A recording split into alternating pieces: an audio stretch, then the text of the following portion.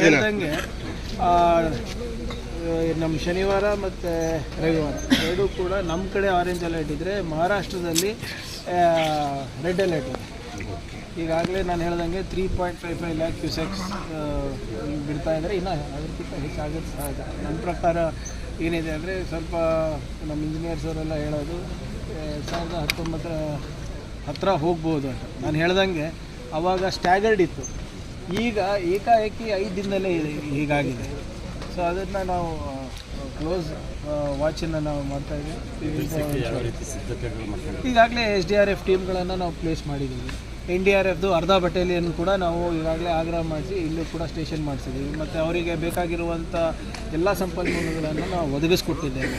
ಮತ್ತು ಸಂತ್ರಸ್ತರಿಗೆ ವಿಶೇಷವಾಗಿ ಅವರಿಗೆ ಏನು ಬಿಸಿ ಊಟದ ಕಾರ್ಯಕ್ರಮವನ್ನು ಕಾಳಜಿ ಕೇಂದ್ರದಲ್ಲಿ ನಡೀತಾ ಇದೆ. ಮತ್ತು ಎಲ್ಲಿ 2 ದಿನದ ಹಿಂದೆ ಮಳೆ ಬಿದ್ದಿತ್ತು, ನೀರೆಲ್ಲ ಮನೆಗೆ ಹೋಗಿದ್ದು, ಅದನ್ನು ರಿಸೀಡ್ ಆಗಿರೋದ್ರಿಂದ ಮನೆಗೆ ಹೋಗ್ತಾಯಿದ್ರೆ ಅವ್ರಿಗೆ ಕೂಡ ಈಗಾಗಲೇ 3,000 ದಿನಸಿ ಕಿಟ್ಗಳನ್ನು ಮಾನ್ಯ ಸಂಸದರು ಜಿಲ್ಲಾಧಿಕಾರಿಗಳ ಮನವಿ ಮೇರೆಗೆ ಅದನ್ನು ಕೂಡ ಇವತ್ತಿಂದ ಪ್ರಾರಂಭ ಮಾಡ್ತಾಯಿದ್ದೀವಿ. ಸೊ ಒಟ್ಟಾರೆ ಎಲ್ಲ ರೀತಿಯಾದಂಥ ಸಹಕಾರ ನಾವು ಜನರಿಂದ ಕೇಳ್ತಾ ಇದ್ದೀವಿ. ಮತ್ತು ನಮಗೆ ಏನು ಮಾಹಿತಿ ಇದೆ ಅದು ಪಾರದರ್ಶಕವಾಗಿ ನಾವು ಜನರ ಹತ್ರ ತಲುಪಿಸ್ತಾ ಇದ್ದೀವಿ. ಸೊ ಯಾರು ಕೂಡ ಆತಂಕ ಪಡೋದ ಅವಶ್ಯಕತೆ ಇಲ್ಲ.